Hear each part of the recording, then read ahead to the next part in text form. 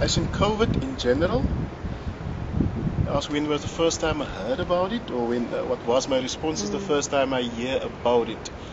Well, to my concern, I wasn't that much concerned about it in the beginning, so to speak of.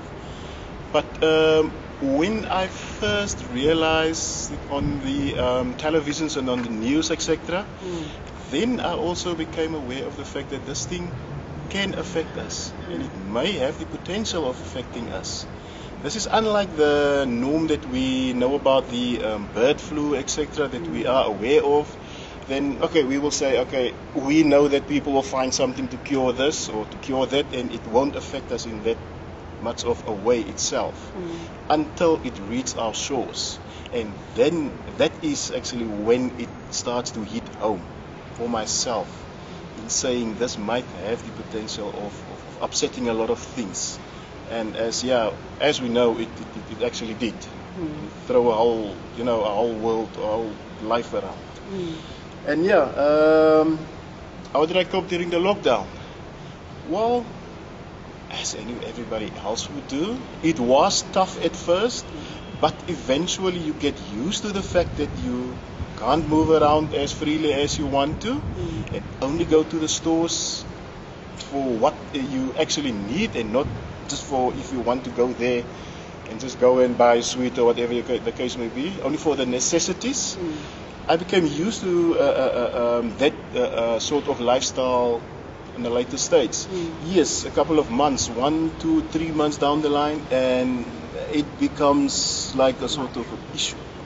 Because we're not designed basically to sit indoors all day long and just don't do anything, especially when you are not ill or when there's nothing wrong with you. And you're also part of this whole problem that actually is currently in the world at that stage. But as I've said, I cope with it, and here I am to tell my story. Okay, and what was my experience like during my quarantine? Well, that in itself is a different ballgame. However, though, luckily for me, I didn't need to be hospitalized. I could dealt with this whole scenario at home, which I thought it were better for me, because I have more exposure to actually what I need. I thought what I can get in hospital. Yes, I went to hospital one day, and that was just to my oxygen levels were a bit low at that time, and I went to hospital just to get an oxygen shot there, so to speak, and that helps me a lot.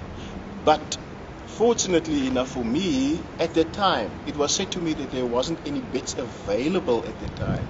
Well, I found this strange, but I also see it in a way as my luck. I went home and I fully recovered on home remedies, so to speak. Well, not home remedies, but I went out to the pharmacy, get what I need, and doctor myself, so to speak.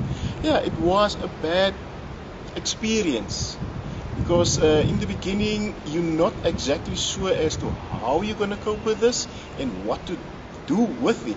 Because if your doctor, if the medical fraternity won't be able to tell you exactly what you should do or what you should not take, it becomes a problem, or it becomes an issue for you.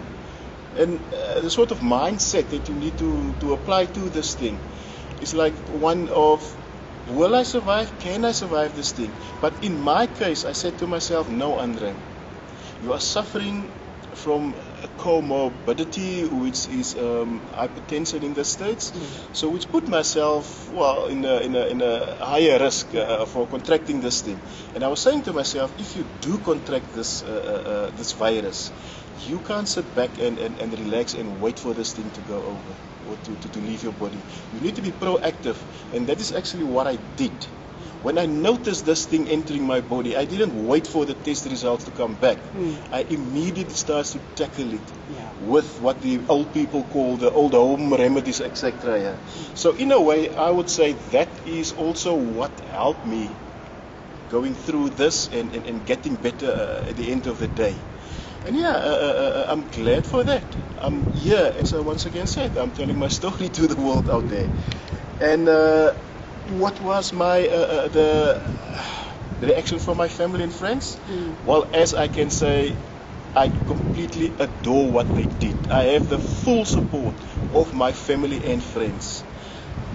Now, my family, they are, most of them, they are like very religious. So every day, every morning, I got an SMS or I got a WhatsApp message asking me how I feel, and there is prayers going out for you, and everything. It just make your day.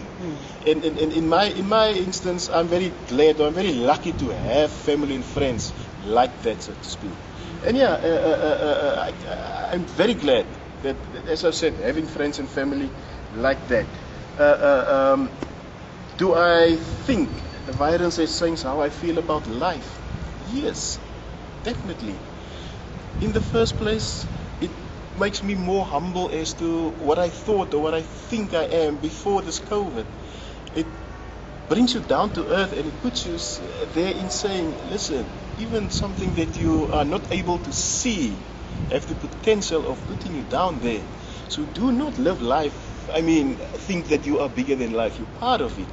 And that lesson in life I will never forget. And every morning when I woke up, I take this thing with me in saying, no, whatever you see, the sunshine, the trees, whatever you see out there, appreciate, because time out there is not much. And what has been bestowed upon us is basically a lesson there. And we need to take, we need to learn about something from this lesson in itself. Yeah, and as I've said, this thing, it is a major lesson, so to speak, for us. According to my opinion, as to the pace where the world have went, I would see this whole scenario or this whole issue that's been playing out, it's a sort of a reset button, so to speak, in saying, guys, please, you are going too fast now.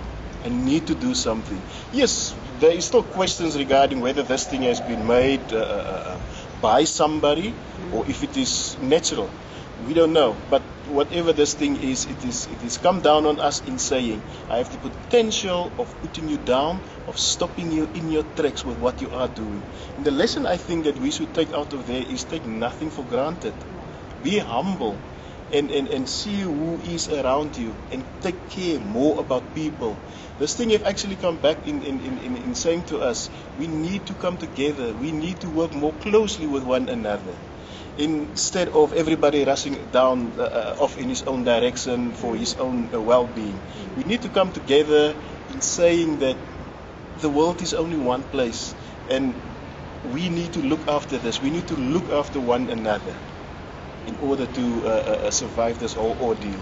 Yes, luckily we are, hopefully with the vaccines and everything that's around now, we are mostly out of it, or so to speak.